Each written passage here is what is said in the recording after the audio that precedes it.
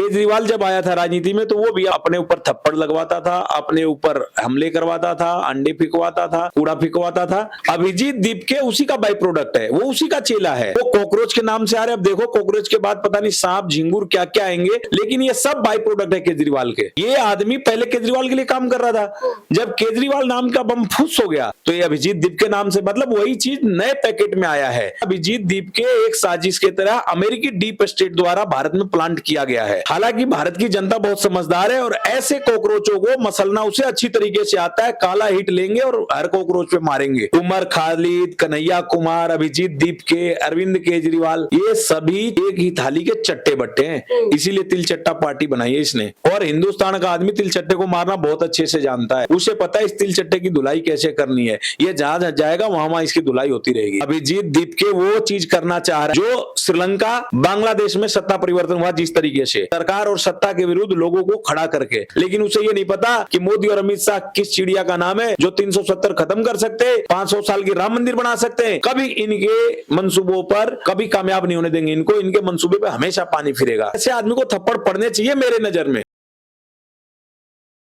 इस वक्त वीडियो में हमारे साथ बातचीत करने के लिए अरुण शर्मा जी मौजूद हैं। अभी आपने देखा होगा कॉकरोच जनता पार्टी के संस्थापक अभिजीत दीपके जयपुर में गए थे। वहां पर उनको कुछ लोग आकर के 4-5 थप्पड़ मार देते हैं, जिसके बाद लगातार बवाल मच रहा। आपका क्या कहना है? देखिए, अभिजीत दीपके जो है जिस कंपनी का बाई प्रोडक्ट है, वो कंपनी का जो बाई प्रोडक्ट है वो उसी रास्ते को फॉलो कर रहा है जो उसका पुराना नेता फॉलो करता है, मिस्टर केजरीवाल। केजरीवाल जब आया था राजनीति में तो वो भी अपने ऊपर ऐसे आरोप, अपने ऊपर थप्पड़ लगवाता था, अपने ऊपर हमले करवाता था, अंडे फिकवाता था, कूड़ा फिकवाता था। अभिजीत दीपके उसी का बाई प्रोडक्ट है, वो उसी का चेला है। वो कॉकरोच के नाम से आ रहे, अब देखो कॉकरोच के बाद पता नहीं सांप झिंगुर क्या क्या आएंगे, लेकिन ये सब बाई प्रोडक्ट है केजरीवाल के। ये आदमी पहले केजरीवाल के लिए काम कर रहा था, जब केजरीवाल नाम का बम फुस हो गया तो ये अभिजीत दीपके नाम से, मतलब वही चीज नए पैकेट में आया है। लेकिन और वो तो कह रहे हैं कि मैं जो है कि शिक्षा के लिए, बेरोजगारी, महंगाई के लिए सड़क पे उतर रहा हूं। इस तरीके से अगर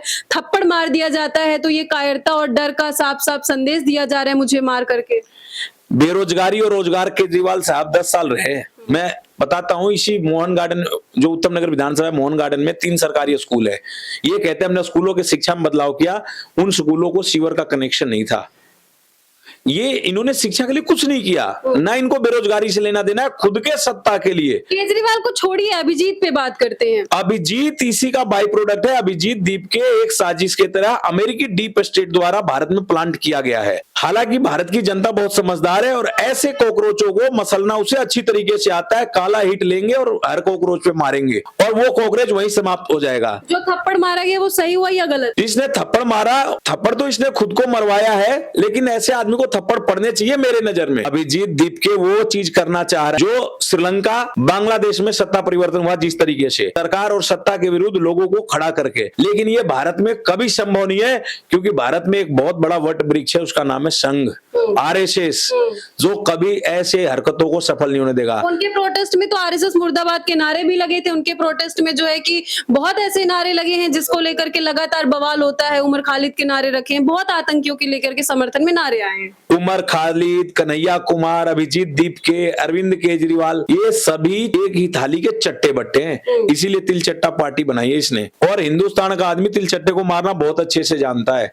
उसे पता है इस तिलचट्टे की धुलाई कैसे करनी है। ये जहां जाएगा वहां इसकी धुलाई होती रहेगी। आखिर कॉकरोच जनता पार्टी को आरएसएस से क्या दिक्कत है? क्योंकि उनका मुद्दा तो होना चाहिए, युवाओं की बात करनी चाहिए। नीट पे कोई बात नहीं हो रही थी, जंतर मंतर पे प्रोटेस्ट हुआ, वहां पर भी आरएसएस मुर्दाबाद क्यों? जंतर मंतर पे कुल 200 व्यक्ति थे इसके साथ, वो भी उमर खालिद के व्यक्ति थे। आप समझो, उमर खालिद वो व्यक्ति है जो भारत के चिकन नेक को अलग करके और हमारे 7 सिस्टर्स को, नॉर्थ ईस्ट को अलग कर देना चाहता है। एक आतंकवादी है जिसने दिल्ली में दंगे कराए। अभिजीत दीपके, कन्हैया कुमार, उमर खालिद, केजरीवाल, ये सब एक ही विचारधारा के लोग हैं, जिनका सिर्फ और सिर्फ एक उद्देश्य है कि दिल्ली के सत्ता पर कैसे काबिज हुआ जाए। अभिजीत दीपके को जयपुर में थप्पड़ पड़ा, तब से लगातार विपक्ष के कई ऐसे नेता हैं जो अभिजीत के सपोर्ट में आ रहे हैं, कह रहे हैं ये बिल्कुल गलत है। विपक्ष वाले खुद कुछ कर नहीं पा रहे तो उनको हर बार कोई ना कोई नया बंदा चाहिए।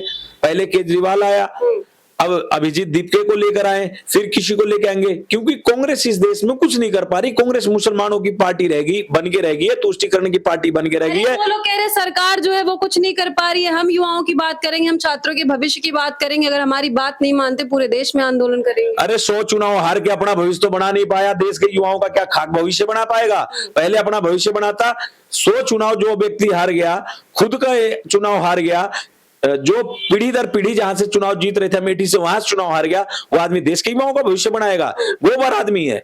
अभिजीत दीपके कैसे है?